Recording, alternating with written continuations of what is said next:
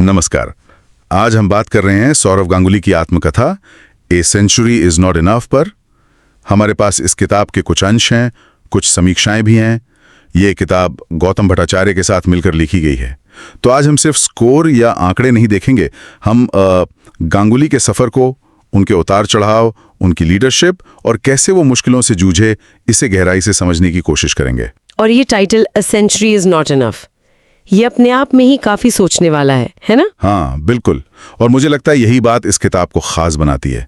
ये सिर्फ रिकॉर्ड्स की लिस्ट नहीं है, ये एक कप्तान के बनने की कहानी है, फिर बिखरने की और फिर दोबारा उठ खड़े होने की।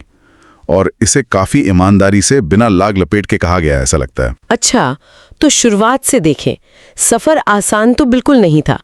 सुना है कि परिवार संपन्न था, लेकिन क्रिकेट में उन्हें कोई फेवर नहीं मिला। सही बात है, कोई रियायत नहीं। और फिर 1992 में ऑस्ट्रेलिया दौरे पर जो हुआ, डेब्यू के बाद उन्हें एरोगेंट घमंडी कहकर टीम से ही बाहर कर दिया। सोचिए, एक युवा खिलाड़ी के लिए कितना बड़ा झटका रहा होगा ये। हाँ बिल्कुल, किसी का भी करियर शुरू होने से पहले ही थम सकता था। लेकिन यहीं पर मुझे लगता है गांगुली का असली कैरेक्टर सामने आता है। उन्होंने हार नहीं मानी, वापस गए, घरेलू क्रिकेट में पसीना बहाया, रणजी ट्रॉफी जो भारत का सबसे बड़ा डोमेस्टिक टूर्नामेंट है, उसमें खूब रन बनाए और फिर अपनी जगह वापस कमाई। ये दिखाता है कि सिर्फ टैलेंट नहीं, वो जिद, वो दृढ़ संकल्प कितना जरूरी है। और वापसी भी क्या जबरदस्त थी। 1996 में इंग्लैंड में लॉर्ड्स पर डेब्यू टेस्ट में सेंचुरी। क्या हम कह सकते हैं कि वो एक तरह से गांगुली 2.0 की शुरुआत थी? हाँ, एक मायने में कह सकते हैं, पर मेरे ख्याल से असली परीक्षा तो बाद में आई, साल 2000 में। 2000 मतलब मैच फिक्सिंग वाला दौर? बिल्कुल। भारतीय क्रिकेट के लिए वो बहुत ही मुश्किल, बहुत ही काला दौर था। टीम का भरोसा टूटा हुआ था, फैंस निराश थे, और ऐसे माहौल में उन्हें कप्तानी सौंपी गई। हाँ, ये तो बहुत बड़ी जिम्मेदारी थी। तो उन्होंने क्या अलग किया, क्या था उनका तरीका? उनका सबसे बड़ा और शायद सबसे साहसी कदम था युवाओं पर भरोसा करना।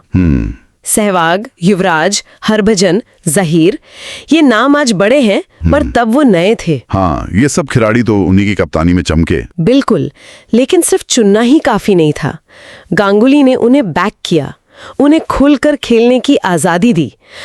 शायद ये कहना ठीक होगा कि उन्हें फेल होने की भी छूट दी। ये उस समय के लिए बहुत बड़ी बात थी, एक तरह का क्रांतिकारी बदलाव था इंडियन क्रिकेट में। अच्छा, तो ये सिर्फ टीम सिलेक्शन नहीं, बल्कि माइंडसेट का बदलाव था। शायद इसीलिए वो 2001 का कोलकाता टेस्ट ऑस्ट्रेलिया के खिलाफ, हाँ, या फिर 2002 नेटवेस्ट फाइनल की वो तस्वीर, लॉर्ड्स की बालकनी में शॉट लहराना, वो आज भी लोगों को याद है। वो सिर्फ एक जीत नहीं थी। नहीं, बिल्कुल नहीं। वो एक नए भारत का, एक आक्रामक, आत्मविश्वास से भरे भारत का प्रतीक बन गया। वो हम भी जीत सकते हैं, हम किसी से कम नहीं वाला जो जज्बा था ना, वो गांगुली लेकर आए। उन्होंने टीम को सिखाया कि विदेशों में भी जीता जा सकता है। लेकिन जैसा हर कहानी में होता है, इसमें भी उतार आए। आप ग्रेग चैपल वाले विवाद की तरफ इशारा कर रही हैं। किताब में उसे कैसे दिखाया गया है? हाँ, वो कोच ग्रेग चैपल के साथ जो उनका टकराव हुआ, वो भारतीय क्रिकेट के शायद सबसे बुरे विवादों में से एक है। किताब में उस दौर की कड़वाहट, जो पॉलिटिक्स हुई, जो धोखा मिला, उसका जिक्र बहुत खुलकर है। उन्हें कप्तानी गंवानी पड़ी, टीम से भी बाहर होना पड़ा। ये उनके मानसिक संघर्ष को दिखाता है। लेकिन क्या किताब ये भी बताती है कि गांगुली ने इसे कैसे हैंडल किया? क्या सारी गलती दूसरों की ही थी या? किताब ज्यादातर उनके नजरिए को रखती है और उसमें बाहरी कारण ज्यादा हावी दिखते हैं। पर जो बात सबसे ज्यादा प्रभावित करती है, वो ये कि इतने बड़े झटके के बाद भी उन्होंने हार नहीं मानी, फिर से वापसी की कोशिश की। और वापसी की भी 2006-07 में फिर रन बनाए टीम के लिए। हाँ बिल्कुल, ये उनकी जिद, उनका जुझारूपन दिखाता है। और किताब में उनके निजी जीवन का भी जिक्र है। परिवार का, पत्नी डोना, बेटी सना, उनका कितना रोल रहा है इस सफर में? बहुत अहम। किताब बताती है कि मुश्किल वक्त में जब चारों तरफ से आलोचना हो रही थी, तब परिवार उनके लिए एक मजबूत पिलर की तरह खड़ा रहा, और उन्होंने आलोचनाओं को दिल पर लेने की बजाय उन्हें अपनी ताकत बनाया। और यही हम फिर से किताब के टाइटल पर आते हैं, a century is not enough. एक सफलता मिल गई तो आप आराम से बैठ नहीं सकते। बिल्कुल, आपको बार बार, हर बार खुद को साबित करना पड़ता है। ये बात तो सिर्फ क्रिकेट पर नहीं, जिंदगी के हर पहलू पर लागू होती है ना? एकदम सही। और यही इस किताब का सबसे बड़ा सबक है। मेरे हिसाब से। असफलता से डरो मत, उससे सीखो, अपने आत्मसम्मान के लिए खड़े हो, एक लीडर के तौर पर दूसरों में भरोसा जगाओ, और सबसे ज़रूरी बात, कभी संतुष्ट मत हो। लगातार बेहतर करने की कोशिश करते रहो। एक सेंचुरी कभी काफ़ी नहीं होती। तो ये किताब सिर्फ क्रिकेट के दीवानों के लिए ही नहीं है। जो लोग जिंदगी में किसी मुश्किल दौर से गुजर रहे हैं या जो लीडरशिप के गुण सीखना चाहते हैं, उनके लिए भी इसमें बहुत कुछ है।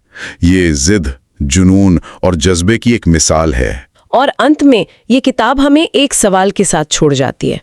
ये जो सोच है कि एक सेंचुरी काफ़ी नहीं होती, ये क्रिकेट के मैदान से बाहर हमारी अपनी प्रोफेशनल ज़िंदगी में, हमारी निजी ज़िंदगी में कितनी सही बैठती है, जहाँ शायद हम भी कभी-कभी अपनी पिछली कामयाबियों पर ही टिके रह जाते हैं। इस पर सोचिएगा ज़रूर।